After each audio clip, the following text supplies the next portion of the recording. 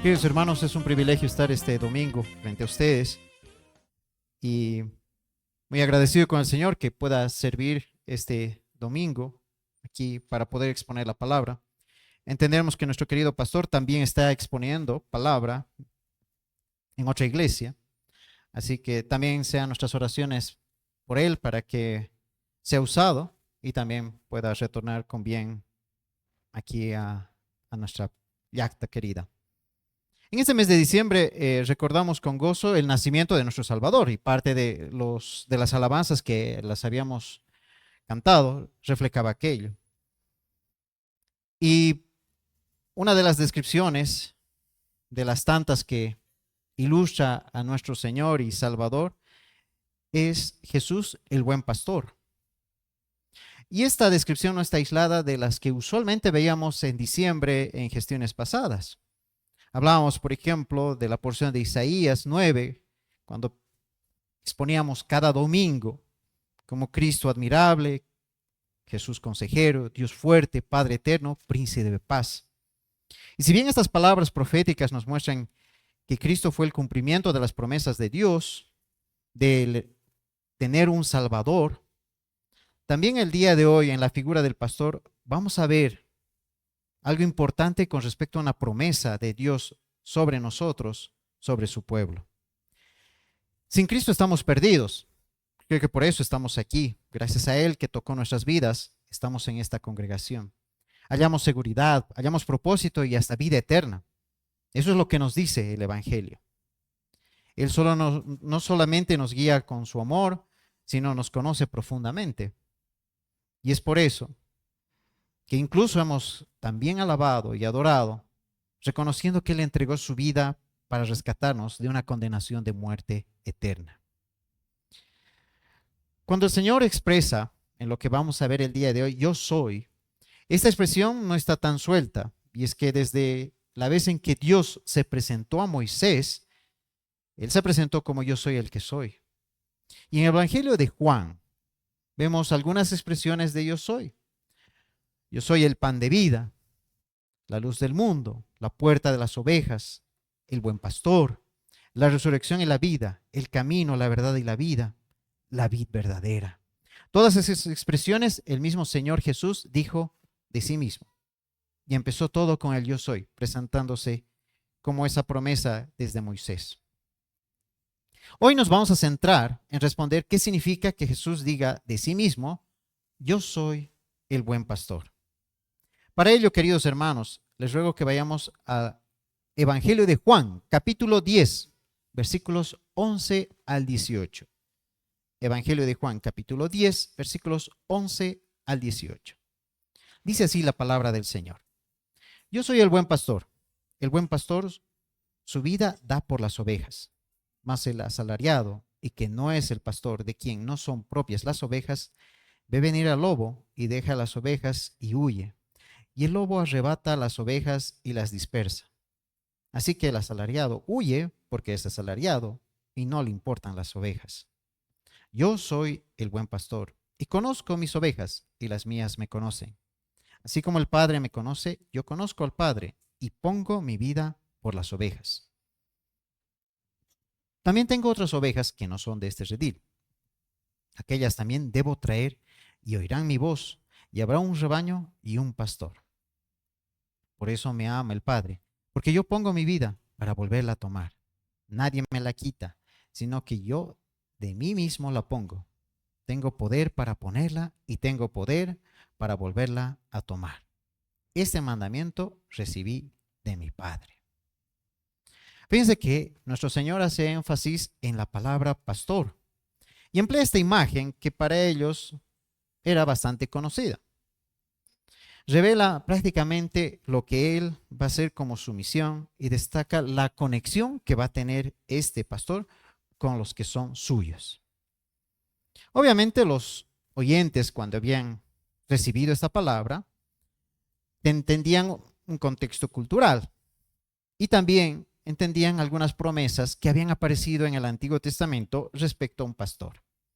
Pero antes de analizar la porción que acabamos de leer, va a ser importante que revisemos el contexto histórico y hasta bíblico de lo que es un pastor de ovejas.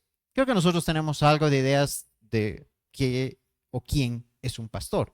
Pero vamos a revisar, ¿no? Vamos a revisar estos detalles que nos van a ayudar a comprender mejor cuando el Señor Jesús decía, yo soy el buen pastor, ¿a qué se refería él? Entendemos que en los tiempos bíblicos, cuando se hablaba de un pastor, no solo era una ocupación o una profesión más, sino realmente era un estilo de vida. La cría de ovejas era esencial para la economía de algunas familias e incluso para su propia supervivencia, porque de ellos obtenían productos que los podían vender o podían consumirles. Pero ser pastor era un trabajo en su momento humilde, pero de bastante esfuerzo. Era una labor muchas veces asignada a los más jóvenes o a quienes tenían menos prestigio en la familia. Un ejemplo claro, si ustedes hacen memoria, es el rey David. ¿Cómo empezó su carrera? Empezó siendo un pastor, ¿no? Entonces era el hijo menor y fue enviado a cuidar ovejas.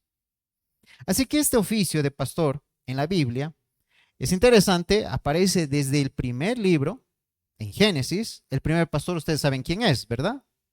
¿Quién es? Abel. Todos sabían, excelente. Abel fue el primer pastor. Si revisan a detalle, su ofrenda, ¿qué fue? Fue un animal.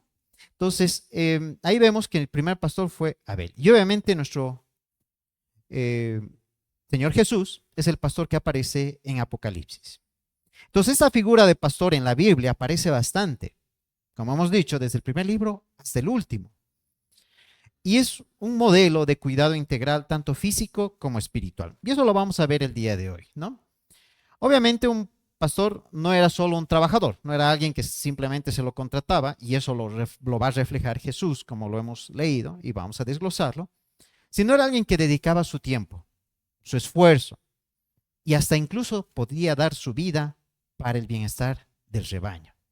Entonces había un vínculo de compromiso de estas criaturas que iban a estar bajo su cuidado.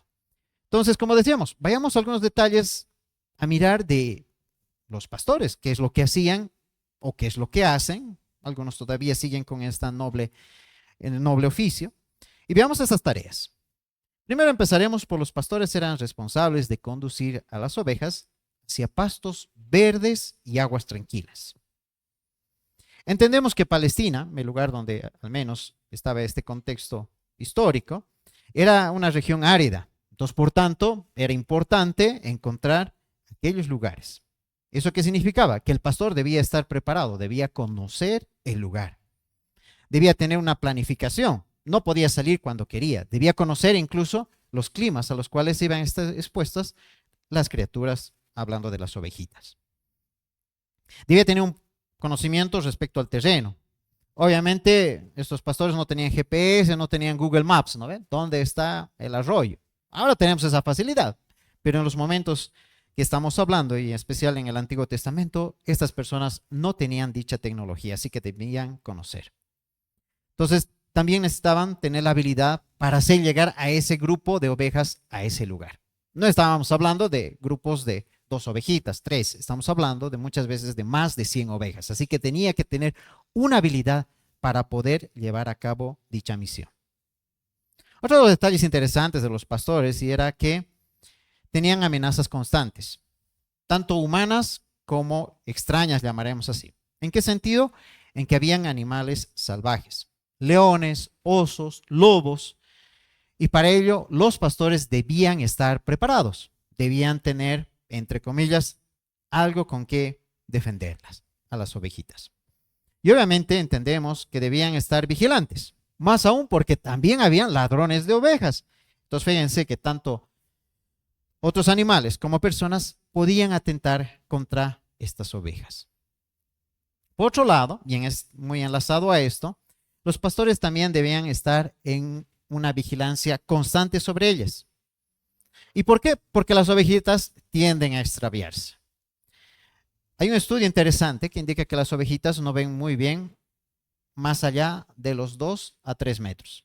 Y por tanto, cuando ven alguna silueta, se dirigen ahí muchas veces y por ello hay esta tendencia de extraviarse.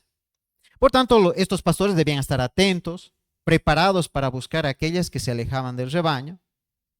Y tenían algunas herramientas, entendemos, por ejemplo, el cayado, la vara, que le permitía hacer aquello.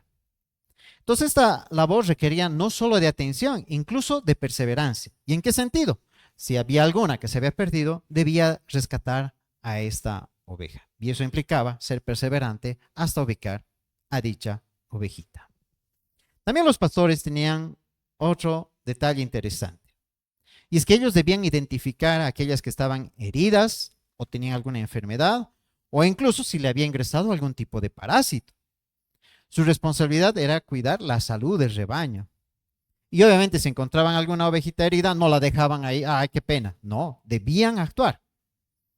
Y tampoco entendemos, o bueno, mejor dicho, entendemos que tampoco habían veterinarias cerca, ¿no? Me voy a la esquina, llevo a mi ovejita y ya está. No, más bien ellos tenían que atender. Debían aliviar su dolor y debían facilitar su recuperación. Entonces, eran prácticamente cuidadores y sanadores, ¿no? Con todos los recursos que disponían en su momento, ¿no? Muchas veces aplicaban aceite, algunos ungüentos, con tal de que esta criatura esté bien. Y obviamente también estos pastores mostraban una dedicación y amor por cada oveja que tenían bajo su cuidado. Si alguna estaba demasiado débil para caminar, ¿qué es lo que hacían? Se las ponían en el hombro. Y un poquito hacía investigación respecto al peso de una oveja. Las ovejas pueden pesar entre 45 a 90 kilos. Las pequeñas, ni siquiera las grandes. Imagínense cargarse una bolsa de cemento a los hombros. Esos son 50 kilos. Si alguien gusta, entonces ya sabe, puede practicar y sentirse como un pastor. Se carga esa bolsa de 50 y dice, ahí estoy llevando una de esas ovejitas. Así que era una labor bastante dura y no era como que trasladar algunos metros. Muchas veces tenían que trasladar kilómetros cargando a estas ovejas lastimadas. Obviamente los llevaban a un lugar seguro, hacíamos lo que decíamos, las cuidaban, las curaban. Y eso mostraba obviamente compromiso de parte de este pastor con las ovejas que tenía bajo su cuidado. Además tenía una relación bastante especial con el rebaño. Cada oveja las conocía cada oveja y las ovejas conocían a su pastor. Esta conexión es bastante especial. Y si alguien duda un poquito con respecto a aquello, le invito en YouTube, pues todos tienen en el teléfono YouTube, los videos de YouTube, hay un video llamado Pastor llamando a sus ovejas. Apúntenlo para luego verlo después del mensaje, Pastor llamando a sus ovejas. Y es interesante, les voy a spoiler un poco, pero se trata de 3 personas que van a llamar a un grupo de ovejitas y van a ver la reacción cuando el pastor realmente las llama. Entonces es un video muy interesante, pero es esa relación que tiene. El pastor conoce a sus ovejas y las ovejas conocen muy bien la voz de su pastor. No olvidemos que habíamos mencionado que ellas tienen dificultad de vista, así que no podían reconocer al pastor, pero sí podían escuchar. Esta imagen del pastor va más allá de estas funciones prácticas que hemos mencionado. Son interesantes todo lo que hemos mencionado, pero dentro del Antiguo Testamento, esta figura de pastor, que todo el mundo lo conocía al ver quién era un pastor, el mismo Señor lo ha usado para mostrar cercanía a su pueblo. Todos conocemos el Salmo 23, o al menos tenemos una idea de qué decía el Salmo 23.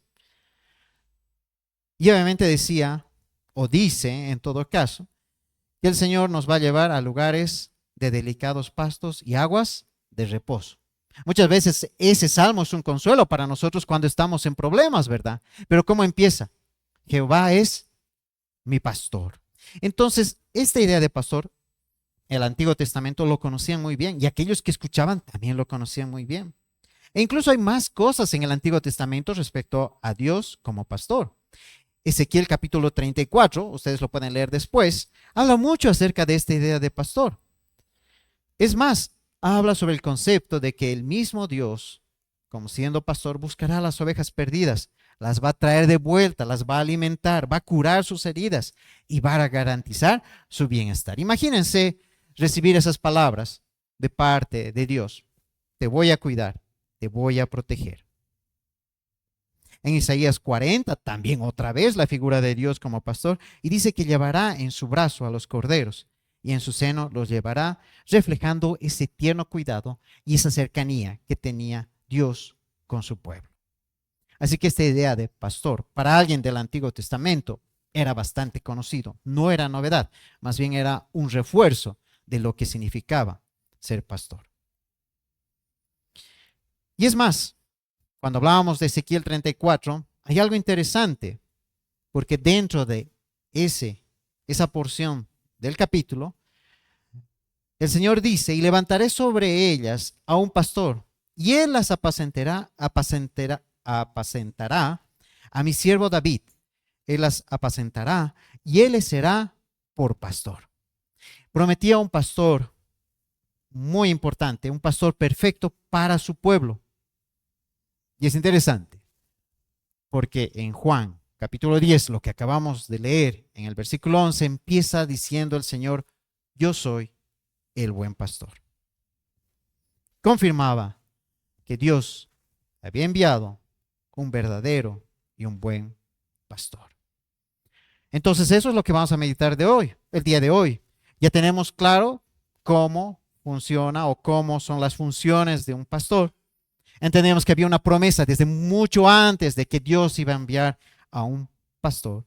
Y es ahí que Cristo se identifica con yo soy el buen pastor. Entonces hemos leído Juan capítulo 10, versículos 11 al 18. Esa va a ser la porción que vamos a meditar el día de hoy. Y la vamos a dividir en 4 secciones que entiendo que nos va a ayudar a entender quién es y su rol como buen pastor. Primero vamos a ver Jesús como el buen pastor, que es lo que arranca y se identifica a sí mismo esta porción del mensaje. Obviamente, cuando hemos dicho refiriéndose a un pastor, los que oían entendieron al inicio y no necesitaban una explicación mucho más profunda. Sin embargo, el término de usar yo soy, ya habíamos hablado al principio, era identificarse como el mismo Dios, el cual había sido revelado muchos años antes a Moisés en el libro de Éxodo. Pero el hecho de decir bueno o buen, hay algo interesante en la palabra griega respecto a bueno, kalos. No solo es de decir que soy alguien que tiene un buen nivel, entre comillas, de hacer las funciones que hemos mencionado, sino que es lo bueno y es más, es lo excelente, es lo perfecto. En otras palabras, está diciendo, yo soy el pastor perfecto. Y en ese sentido, cumplía muy bien lo que estaba expresado ya mucho antes en el Antiguo Testamento, en Ezequiel 34. Les decía, les voy a mandar un pastor excelente. Entonces, es impresionante porque el Señor mismo decía, ahí estoy, yo soy la promesa hecha realidad. Y hay un contraste que habla el Señor, porque cuando hemos leído en el versículo 12, habla del asalariado, el que no es pastor, que no tiene sus propias ovejas, y además indica que cuando ve el lobo, deja las ovejas y huye. Todo lo opuesto, el buen pastor más bien muestra su amor, muestra su compromiso y es completamente distinto. Y es bueno que ponga estos dos detalles, porque para Juan, en especial si ustedes miran tanto el Evangelio de Juan como las cartas de Juan, para él solo hay dos extremos. O eres hijo de Dios, hijo del diablo. Y aquí, o eres buen pastor o eres asalariado. Entonces ahí se nota de una manera muy radical, ¿no? Donde este verdadero pastor es quien no va a abandonar al rebaño. Más bien todo lo contrario, va a mostrar una dedicación única y especial a sus ovejas. Es decir, ¿quiénes? Nosotros. Entendemos que el asalariado es alguien que trabaja, como dice, solo por dinero. No se preocupa realmente por las ovejas. Cumple una función y cuando las papas queman o llega el peligro, abandona porque no hay amor y su responsabilidad es mínima. Y esto era una crítica para los líderes religiosos de ese tiempo, porque realmente no cuidaban al pueblo, no eran fieles. Los fariseos, los escribas, aquellos que se decían tener el conocimiento de la palabra, el de guiar al pueblo hacia Dios, no protegían, no guiaban al pueblo como debían. Y es más, el Señor los encaró, les dijo, guías ciegos a estos asalariados. Imagínense, los confrontó. Es más, les ponían más bien otras cargas estos fariseos al pueblo y no ayudaban más bien en enfocar el corazón de estas personas, del pueblo mismo, hacia Dios. Entonces, fíjense, ahí viendo al buen pastor, él no huye, más bien los enfrenta a estos asalariados, enfrenta con valentía, no se queda callado. Su amor por las ovejas es profundo, eterno, no depende de las circunstancias y además lo muestra de una manera visible como lo hizo al enfrentarse a estos fariseos. Además, en lo que hemos leído dice, yo soy el buen pastor y el buen pastor su vida da por las ovejas. Y eso prácticamente es el corazón del evangelio. Es la centralidad de nuestro mensaje cuando nosotros comentamos con alguien que no conoce de Cristo. Entendemos que Cristo no solo cuida y guía a las ovejas, sino dio su vida por ellas. Un sacrificio que no fue por obligación, sino fue un acto de amor perfecto, voluntario. Y es el primer paso que Él dio para mostrarnos su amor. Entendemos que este sacrificio no fue por casualidad, más bien fue todo lo contrario, fue el cumplimiento de las promesas del Antiguo Testamento. Desde el primer libro, Génesis, capítulo 3, ya vemos cuando Adán y Eva se rebelaron, fueron desobedientes. ¿Qué hizo el Señor? Les dio el juicio y no los dejó desnudos. ¿Qué hizo?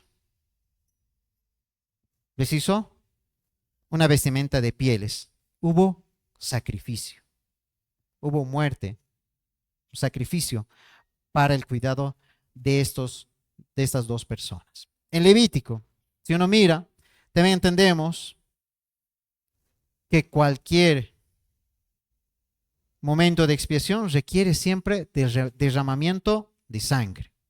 Y eso el apóstol Juan decía, ¿no? El Cordero de Dios que quita el pecado del mundo. Cristo se volvió en la Pascua de nosotros. Ustedes saben que en Éxodo 12, la sangre de un cordero protegía del juicio divino. Todo aquel que tenía esa sangre en el dintel de la puerta tenía vida y no tenía muerte. Y eso es lo mismo con Cristo. Su sangre no nos lleva a la muerte, más bien todo lo contrario, nos lleva a la vida eterna. Hay otros pasajes incluso en el Antiguo Testamento de esta promesa, ¿no? Como cordero será llevado al matadero. Isaías mencionaba acerca de nuestro Señor. Y es más, decía que cargó nuestras iniquidades y cumplió esta profecía al morir en la cruz. Y hay otras porciones más, si podemos mirar, todo apunta a este sacrificio de este buen pastor, el que dio su vida por nosotros. Es importante también señalar, ahorita acabamos de hablar mucho acerca de las ovejas, y es que las ovejas son un símbolo de cada uno de nosotros, de los creyentes. Necesitamos dirección, protección y cuidado. Cuando hemos mirado, las ovejas eran animales torpes, vulnerables, incluso sin capacidad para defenderse. ¿No? Hemos hablado de los lobos, los osos. Alguien tenía que defender.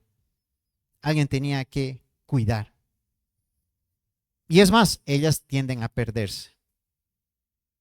Y eso ya el profeta Isaías nos decía, ¿no? Todos nosotros nos descarriamos como ovejas, cada cual se apartó por su camino.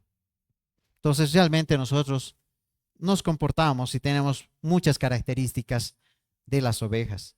Por tanto, requerimos de un pastor. Sin este pastor, hablando de Cristo, nuestra vida sería incierta, sería bastante peligrosa. No tendríamos sabiduría ni fortaleza para guiarnos solos. Así como estas ovejas nos perderíamos y podríamos morir incluso en el entendido que ni siquiera tenemos una buena vista para ver qué es lo que viene adelante. Entonces, por tanto, este simbolismo realmente nos muestra que necesitamos de Cristo.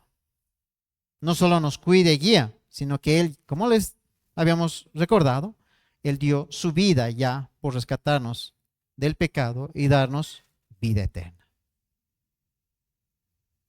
Y hay algo también muy interesante.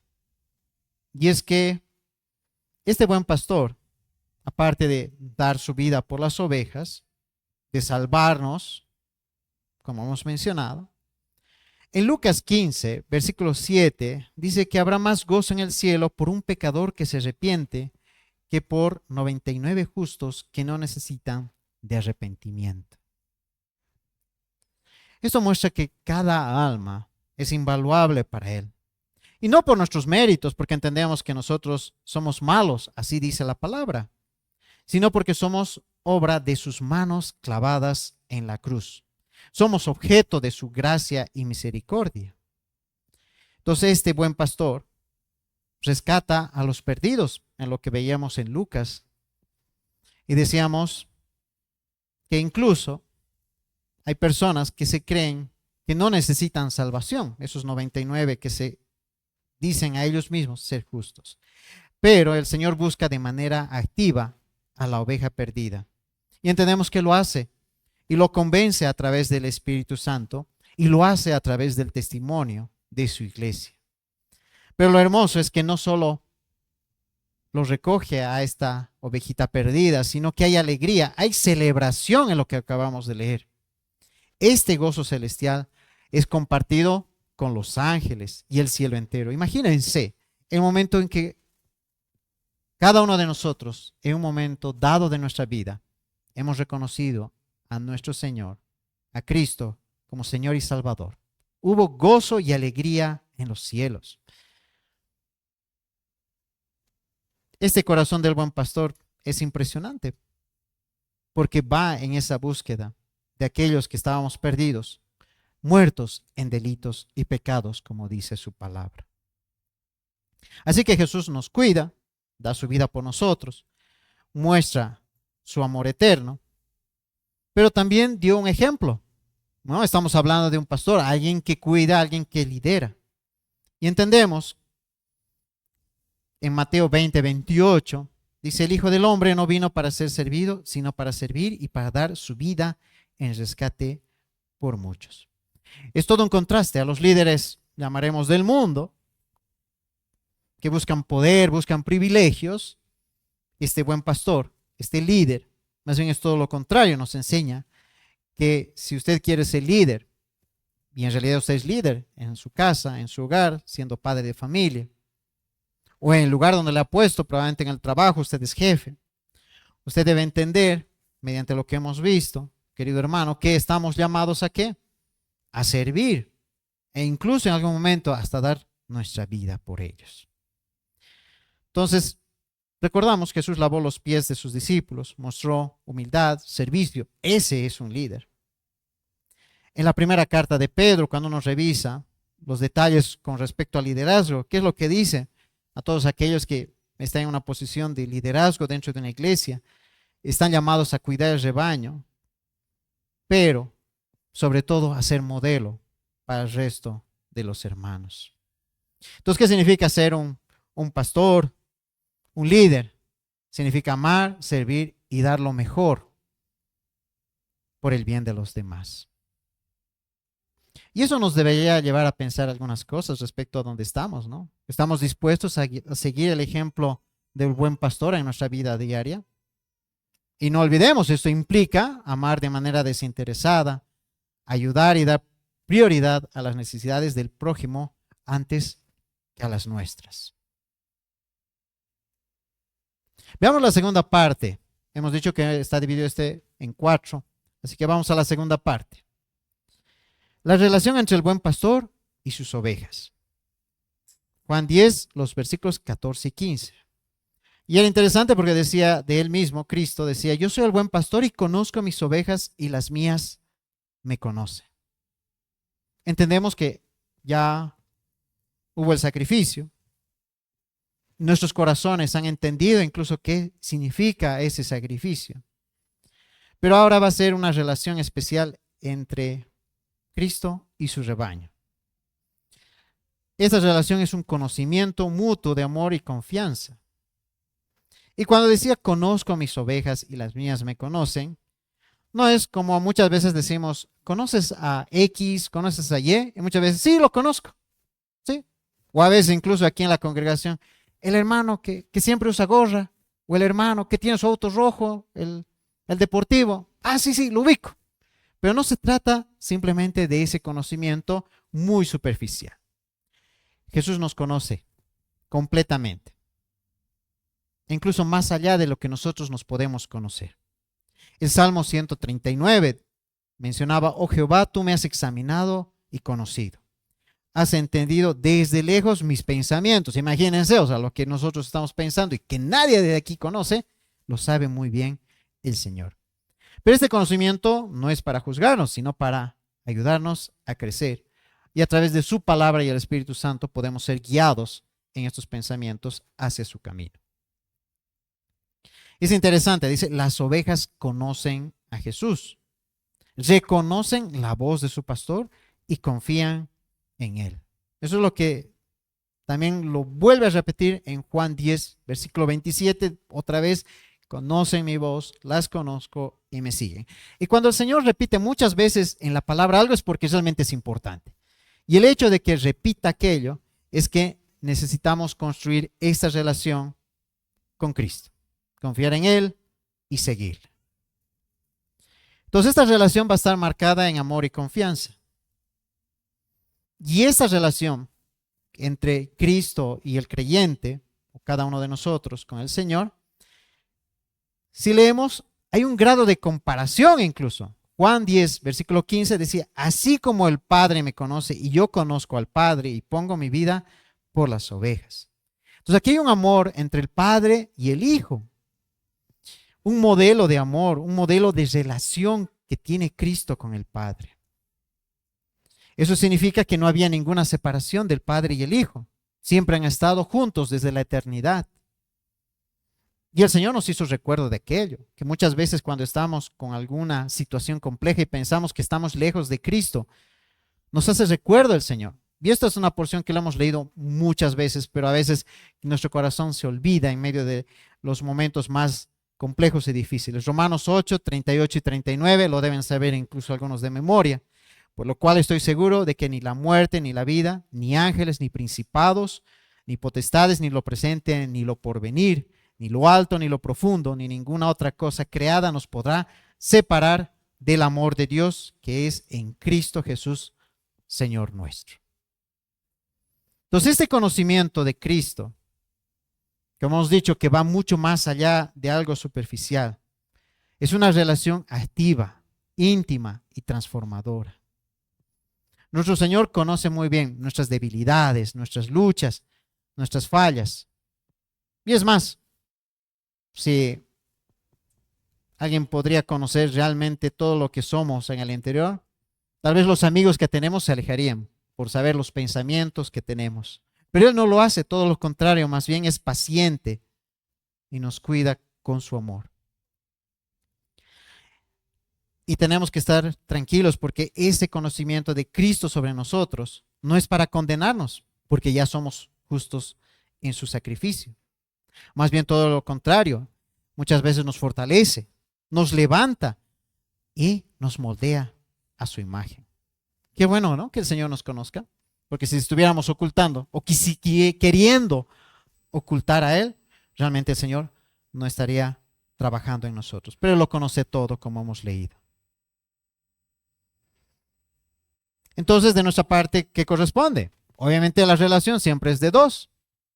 El Señor nos conoce, pero nosotros también necesitamos conocer.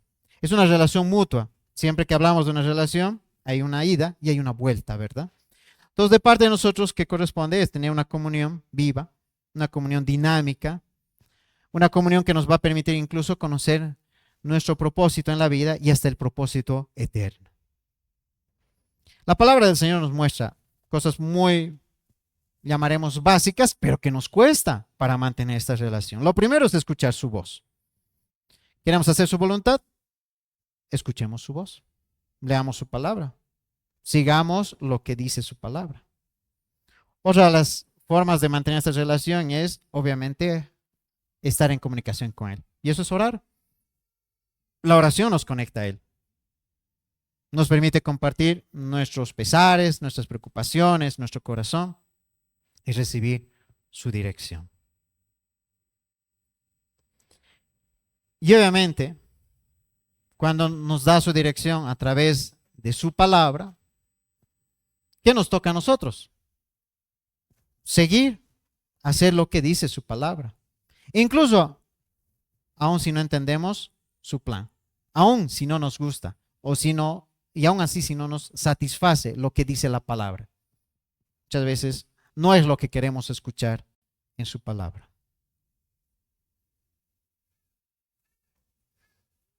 Entonces necesitamos tener una relación cercana, una relación donde Él nos va a transformar por su amor, por su fidelidad. Y cuando decíamos en Juan 10:15, así como el Padre me conoce y yo conozco al Padre, hemos mencionado que hay ese conocimiento, esa cercanía, esa conexión íntima, perfecta y además eterna de Cristo con nosotros, así como hubo del Padre con Cristo antes de la creación. Imagínense qué es lo que el Señor quiere que tengamos como relación. No somos desconocidos para Jesús. No somos como había dado el ejemplo. No somos, sí, mi hijo, el de chaqueta celeste que nunca cambia, siempre le gusta esa su chaqueta celeste. No, conoce muy bien nuestro nombre y conoce cada detalle de nuestras vidas. Nos ama incondicionalmente y han visto, y creo que todos somos testigos de su fidelidad inagotable a pesar de que nosotros no somos fiel a Él. Entendemos que la relación entre padre e hijo es un modelo de amor perfecto. Estamos siendo llamados a eso, a ese amor eterno, a ese amor puro, a ese amor sacrificial que Jesús extendió a sus ovejas y que quiere tener esa relación con nosotros. Así como el Señor Jesús y el Padre están perfectamente alineados a la obra de salvación, actúan en unidad con el Espíritu Santo para cumplir el propósito. Jesús está comprometido con nosotros a rescatarnos, protegernos, guiarnos y ya dio su vida por nosotros. ¿Y qué pasa con nosotros? ¿Cuál es la respuesta de nosotros? Y en eso necesitamos meditar este día.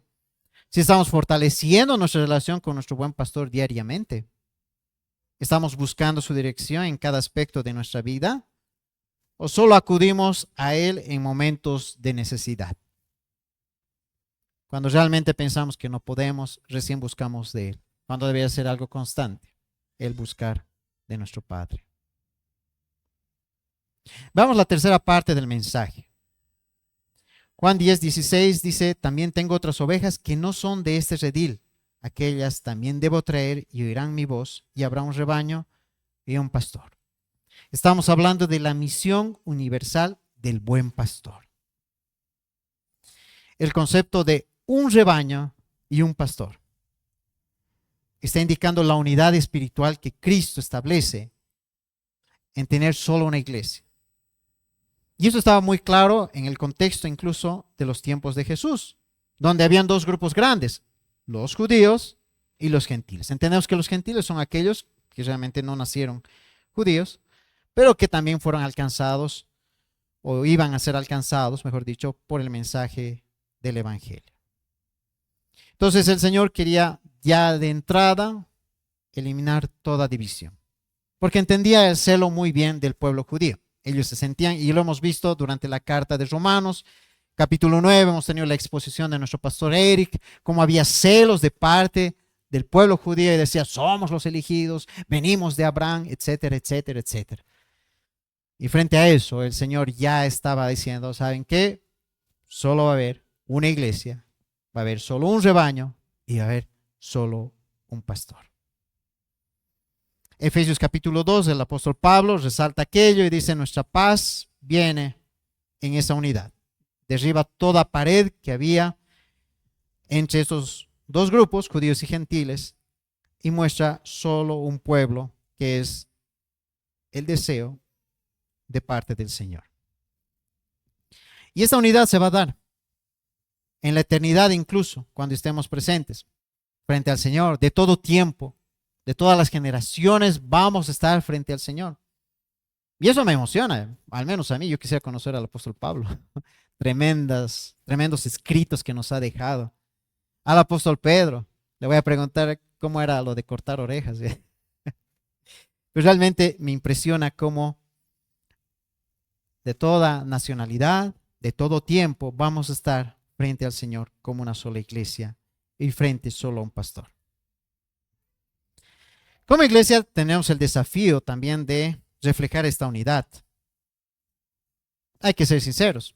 Dentro de cualquier congregación hay división, hay conflicto y estamos llamados más bien a todo lo contrario, a mantener una unidad. Tenemos a nuestro pastor, solo un pastor. En 1 Timoteo capítulo 2 nos dice que es el único mediador de Dios y los hombres, que tiene un amor hacia nosotros y que estamos bajo su guía y señorío, buscando una verdadera unidad. Un solo pueblo que glorifique a Dios en amor y fidelidad. Estamos llamados a eso. Así que, queridos hermanos, busquemos aquello. Si hay algo que está queriendo generar roces entre hermanos, sentémonos frente a la palabra y arreglemos todo aquello que tenemos pendiente. Pero busquemos la unidad. Cuando hemos leído, decíamos que solo hay un grupo. Su propósito, reunir a todas sus ovejas. Hemos dicho de todas las naciones. Más allá de lo que habían promesas en Génesis 12, donde decía, en ti serán benditas todas las familias de la tierra. En Isaías 49, el Señor será luz de las naciones. Y fíjense que la promesa va mucho más allá. En todo tiempo, en toda nación. Y esto apunta a lo que conocemos nosotros como la Gran Comisión. ¿Cuál es la Gran Comisión?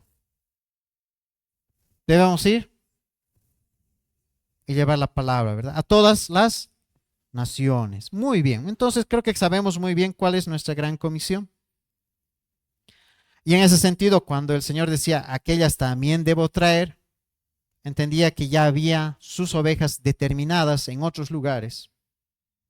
Y necesitaba, obviamente, predicar el Evangelio. Y como también hemos leído, dice, sus ovejas reconocerán su voz. Obviamente, cuando este mensaje sea predicado y a través del Espíritu Santo que los va a convencer, van a responder al llamado de ese pastor. Va a haber una unidad en su pueblo. Y en el libro de Apocalipsis incluso indica que todas las naciones y lenguas, de todas las naciones y lenguas estarán delante del Cordero, cumpliendo esta promesa. Pero hemos hablado de la Gran Comisión y tenemos nosotros una responsabilidad y un privilegio, porque somos el instrumento que Cristo usa para continuar reuniendo a sus ovejas. Jesús nos llama a proclamar el Evangelio en todo el mundo.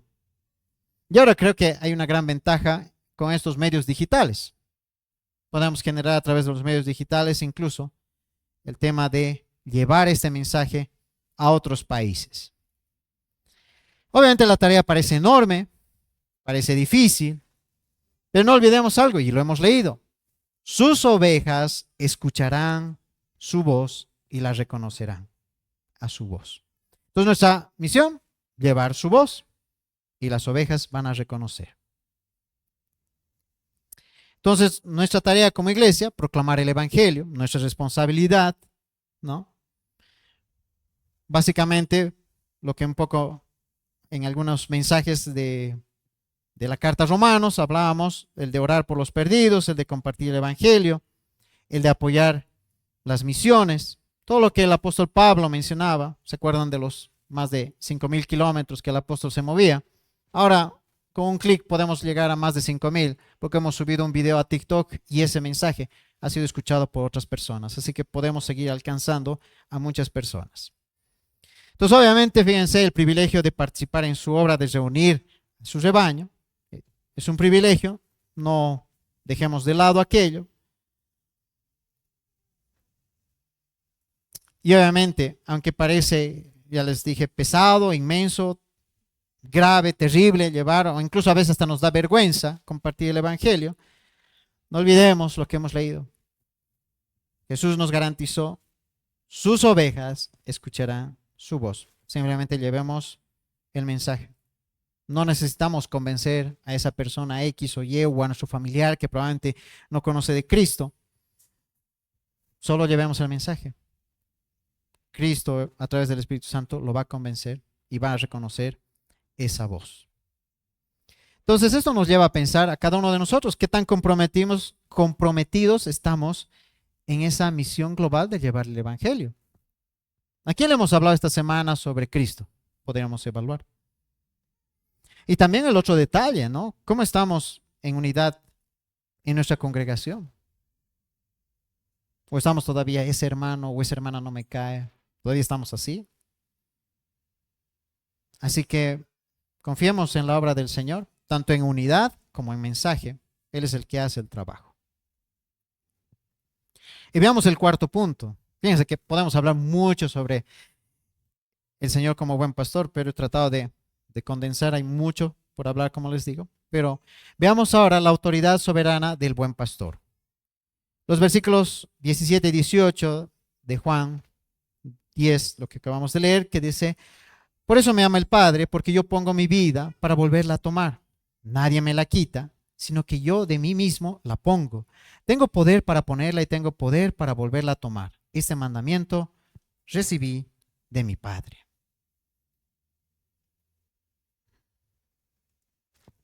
Como podemos ver, hace énfasis en poner su vida. Su sacrificio fue un acto libre y lleno de amor. Fue intencional. No le sorprendieron como que, me arrestaron y ahora ¿qué hago? Es más, me van a crucificar. En ningún momento. Todo sucedió según el plan de Dios.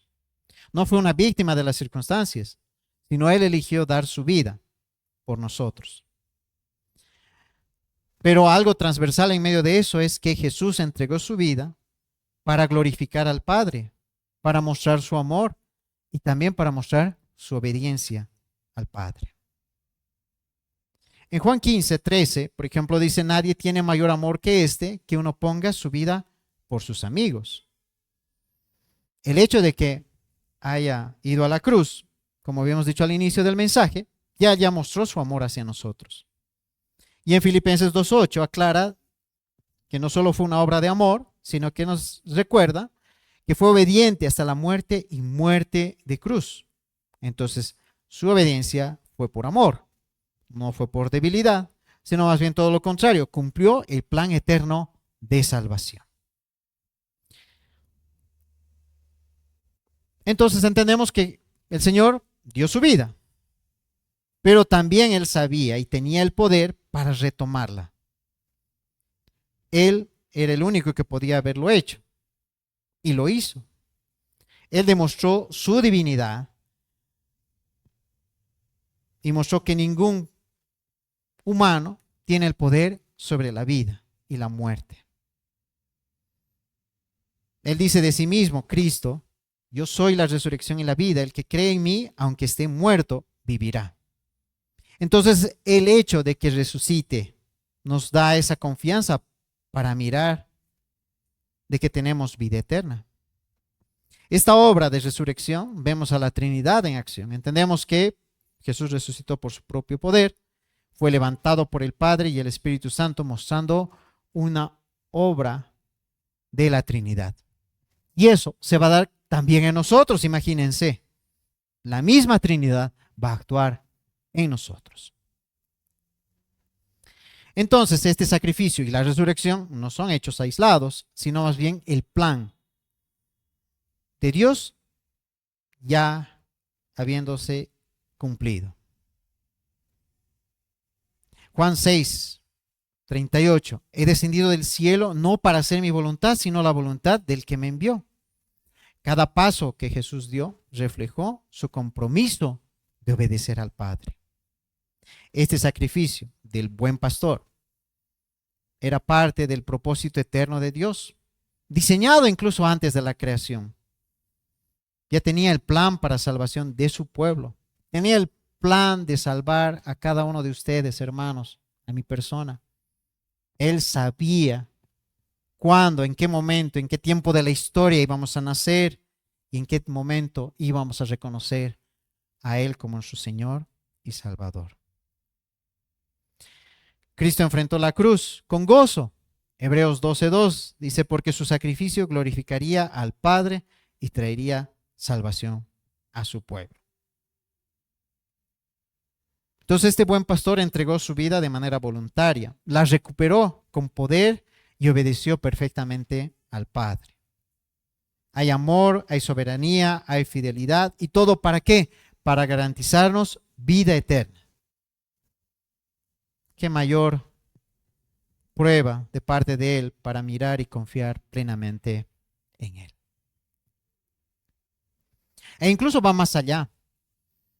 Si miramos desde un lado humano, hasta hay premio para el Señor, en el buen sentido. Salmos 2, versículos 7 y 8 dice, yo publicaré el decreto, Jehová me ha dicho, mi hijo eres tú, yo te engendré hoy, pídeme y te daré por herencia las naciones. Confirmando que el Señor es Rey de Reyes de todas las naciones.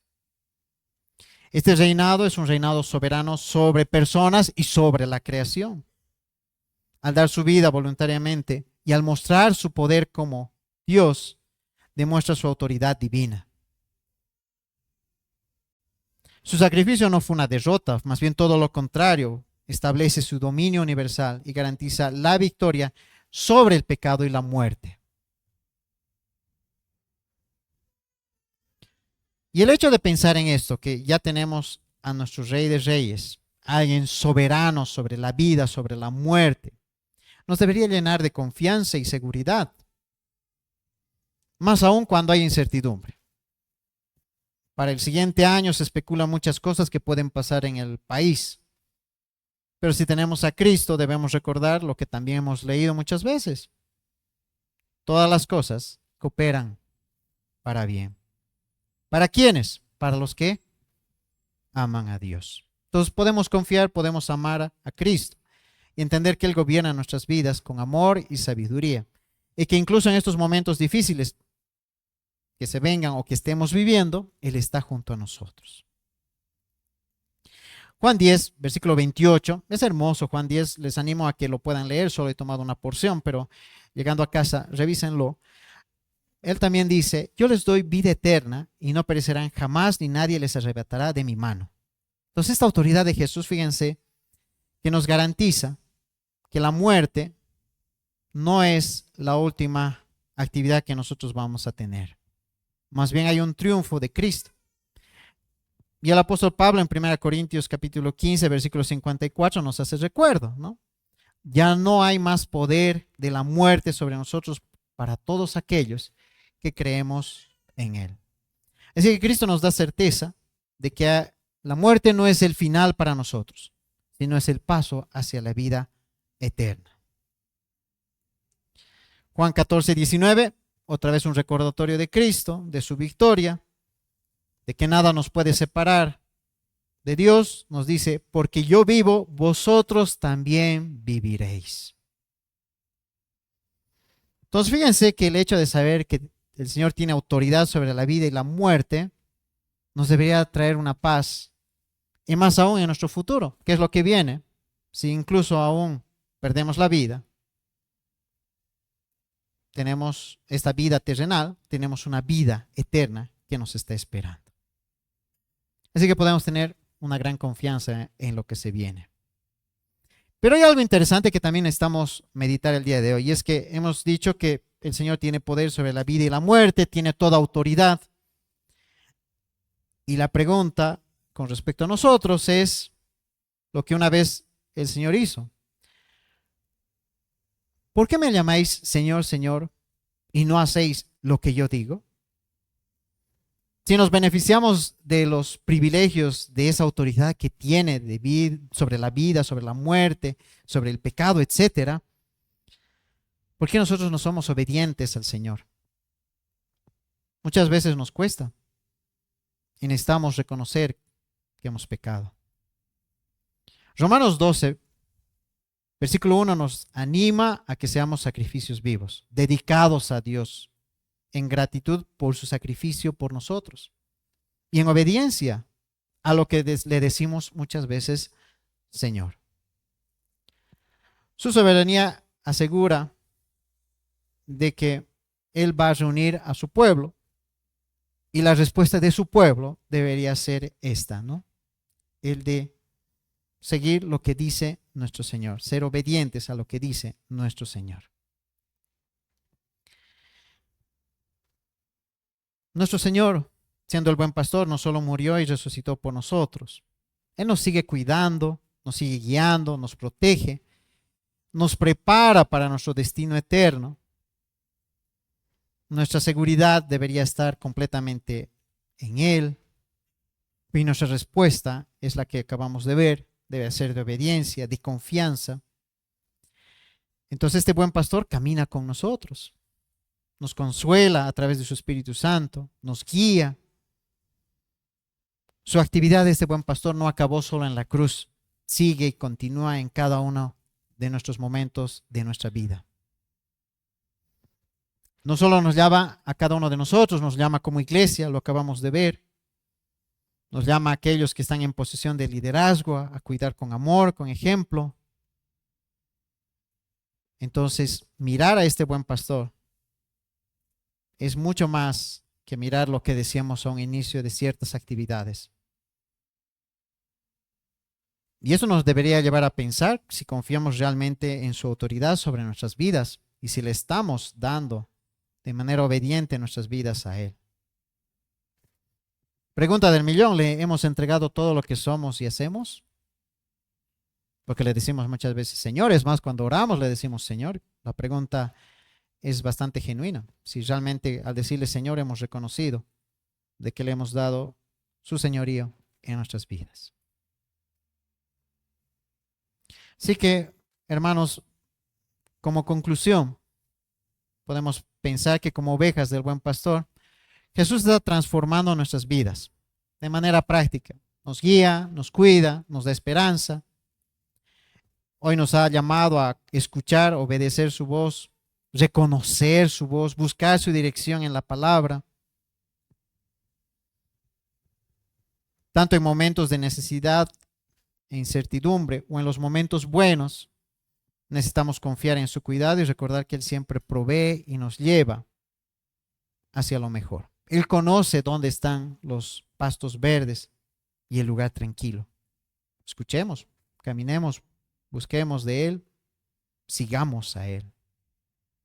También nos llama a ayudar a los demás, a mostrar ese ejemplo de buen pastor, a dar nuestra vida por otras personas. Y cuando mencionamos a dar vida, muchas veces entendemos, voy a lanzarme y voy a tomar la bala. Sí, en cierto modo puede ser, pero el hecho de que vida es tiempo. Cada minuto que estamos aquí, estamos dando tiempo y estamos dando de nuestra vida. Así que si hay alguien que necesita ayuda, algún hermano, hermana, sabe, necesito de vos, ya ves, le postergamos, no debe hacer todo lo contrario, es agendarlo, tomar un café, escucharlo, apoyarlo, mostrarle la palabra, caminar con ese hermano, hermana y salir adelante, ¿no? Con la ayuda del Señor. Podemos vivir con esperanza en la resurrección. Hoy hemos visto, este buen pastor no terminó su obra en la cruz, más bien todo lo contrario, prepara el camino para que vivamos con Él una eternidad. El sufrimiento y muerte es pasajero. En Cristo tenemos una vida eterna. Y su amor ya lo mostró. Y nos sigue mostrando. Y nos va a seguir mostrando. Qué hermoso pensar que tenemos un buen pastor que nos ama incondicionalmente a cada uno de nosotros de manera personal y como iglesia. Y para las personas que no conocen de Cristo, pues hoy han visto quién es el buen pastor. Pueden pedirle perdón por sus pecados, reconocer con fe que Jesús es el Señor y Salvador y empezar a seguir a este buen pastor. Este buen pastor lo que te ofrece, amor, misericordia, gracia. Entonces, si no conoces de Cristo, ¿qué esperas para recibir esta gracia? Es gratuita y hay una promesa de vida eterna. Así que hoy puede ser el momento de comenzar una nueva vida en Él y con Él. Y nosotros que lo conocemos y nos hemos alejado, escuchemos la voz de este buen pastor. Así que el Señor nos ayude a escucharlo, a seguirlo y a vivir y reconocer su presencia de este buen pastor.